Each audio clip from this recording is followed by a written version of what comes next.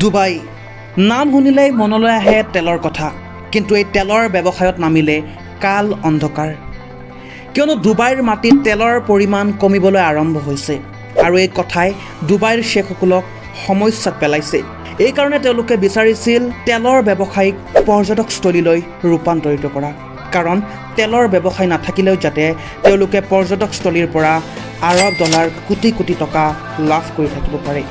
এইবাবেই মহম্মদ বিন ৰাছিদ আল মকটুমে পৰ্যটকস্থলীৰ বাবে 14,000 কোটি টকাৰ এটা প্ৰজেক্ট ভাবিলে।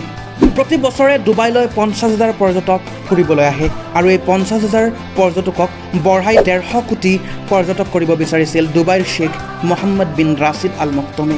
কিন্তু এই প্ৰজেক্টৰ বাবে এটা ডাঙৰ সমস্যাৰ সন্মুখীন হৈছিল যে ডুবাই অতি সৰু চহৰ। তেতিয়া ডুবাইৰ শ্বেখ মহম্মদ বিন ৰাছিদ আল মকটুমে এই প্ৰজেক্টটো সমুদ্ৰৰ মাজত বনোৱাৰ সিদ্ধান্ত থিৰাং কৰিলে আৰু তেওঁ বিচাৰিছিল যে এই প্ৰজেক্টৰ কাম 6 বছৰত সমাপ্ত হয়। ডুবাইৰ এই প্ৰজেক্টটো ৱালৰ দৰে বনাব বিচাৰিছিল, কিন্তু এইটো বনোৱাৰ বাবে বহু প্ৰত্যাহ্বানৰ সন্মুখীন হ'বলগীয়া হৈছিল, কিয়নো এনেধৰণৰ সমুদ্ৰৰ মাজত ইমান ডাঙৰ প্ৰজেক্ট পৃথিৱীৰ কোনো ঠাইতে হোৱা নাছিল। এই প্ৰজেক্টৰ বাবে ইঞ্জিনিয়াৰসকলে প্ৰকৃতিৰ লগত যুদ্ধ কৰিবলগীয়া হৈছিল। এই প্ৰজেক্টটোত ইমান বেছি পৰিমাণৰ বালি আৰু শিলৰ প্ৰয়োজন হৈছিল, যিমানখিনি শিল বালিৰে পৃথিৱীৰ চাৰিওফালে 2.5 মিটাৰকৈ ৱাল হ'লেহেঁতেন। আৰু এই প্ৰজেক্টৰ বাবে ডুবাইয়ে পৃথিৱীৰ শ্ৰেষ্ঠ ইঞ্জিনিয়াৰসকলক মাতিছিল। ইঞ্জিনিয়াৰসকলৰ বাবে সমস্যা আছিল যে শীতকালত সমুদ্ৰৰ 2 মিটাৰ উচ্চতাৰ ঢৌ আৰু বতাহে ৱালত নিশ্চয় খুন্দিয়াব। ইঞ্জিনিয়াৰসকলে এই শক্তিশালী ঢৌ আৰু বতাহৰ পৰা চহৰখনক বচাবৰ বাবে এটা পৰিকল্পনা প্ৰস্তুত কৰিলে।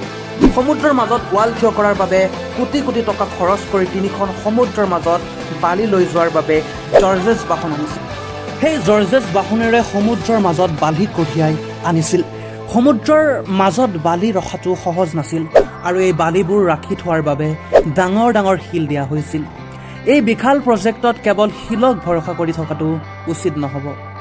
সেয়েহে বাৰে বাৰে শিলবোৰৰ ঠাই সঠিক আছেনে নাই চোৱাৰ বাবে সমুদ্ৰৰ তললৈ ইঞ্জিনিয়াৰসকলে পঠাই আছিল। আৰু বাকী থকা প্ৰজেক্টৰ কাম কৰাৰ বাবে ডুবাইক প্ৰয়োজন হৈছিল 9,40,00,000 ঘনমিটাৰ বালিৰ। এতিয়া চাগে আপুনি ভাবিছে ডুবাইত জানো বালিৰ পৰিমাণ কম আছে? কিন্তু ডুবাইত যিটো বালি পোৱা যায় সেইটো বহুত সৰু বালি, যাৰ বাবে সমুদ্ৰৰ ঢৌৱে অতি সহজে উটুৱাই লৈ যাব। আৰু ইঞ্জিনিয়াৰসকলক লাগিছিল মতা ডাঙৰ বালি। এইটো ইঞ্জিনিয়াৰে বিচাৰি পাইছিল বহু কিলোমিটাৰ দূৰত সাগৰৰ মাজত, আৰু এইটো বালি পাইপেৰে লৈ আহি শিলৰ ওপৰত দিয়া হৈছিল। প্ৰজেক্টৰ কামবোৰ সঠিকভাৱে হৈ আছিল, কিন্তু ইঞ্জিনিয়াৰসকলৰ সন্দেহ হৈছিল ডুবাইৰ ইমান ডাঙৰ প্ৰজেক্ট আইলেণ্ডটো সঠিকভাৱে বনোৱা হৈ আছেনে? আৰু ইয়াৰ উত্তৰ 606 কিলোমিটাৰ ওপৰত ছেটেলাইটত আছিল। ছেটেলাইটৰ সহায়ত প্ৰজেক্টটো জোখা আৰম্ভ কৰিলে। ইয়াৰ জৰিয়তে ডুবাইৰ ৰজা মহম্মদ বিন ৰাছিদ অল মাকটুমে ঘৰৰ পৰাই প্ৰজেক্টৰ ওপৰত চোকা নজৰ ৰাখিছিল প্ৰজেক্ট সম্পূৰ্ণ হোৱাৰ দিশত। কিন্তু এনেধৰণৰ ডাঙৰ প্ৰজেক্ট শেষ হোৱাৰ আগমুহূৰ্তত সমস্যাৰ সন্মুখীন হোৱা দেখা যায়।